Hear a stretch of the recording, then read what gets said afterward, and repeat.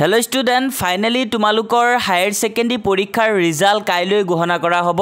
ইতিমধ্যে শিক্ষামন্ত্ৰী doctor Ranoj Pegu tweet যোগে তোমালোকক জনাই দিছে যে কাইলৈ তোমালোকৰ হায়াৰ সেকেন্ডাৰী পৰীক্ষাৰ ৰিজাল্ট ঘোষণা কৰিব।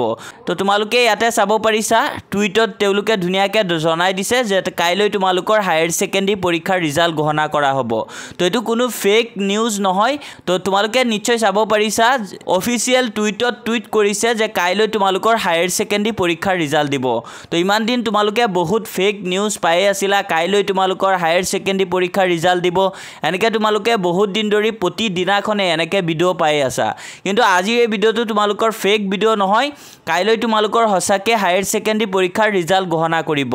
তো তোমালোকে টুইটত চাব পাৰিছা শিক্ষামন্ত্ৰী ডক্টৰ ৰণোজ পেগু ছাৰে টুইট কৰিছে। তো কাইলৈ তোমালোকে ৰিজাল্ট পাই যাবা। তো তোমালোকে কোনে কি ডিভিজন পোৱা আমাক জনাবা তোমালোকে ৰিজাল্ট পোৱাৰ পিছত। তো ছাত্ৰ-ছাত্ৰীসকল তোমালোকৰ বাবে এই আপডেটটো আছিল। আশা কৰো আপডেটটো তোমালোকৰ বাবে বহুত হেল্পফুল। তো আমাৰ চেনেলত যদি তোমালোকে নতুন আহিছা তেন্তে চেনেলটো সাবস্ক্ৰাইব কৰিবা যাতে এনে ধৰণৰ ইনফৰমেটিভ ভিডিওবোৰ তোমালোকে সঠিক সময়ত পাই থাকা।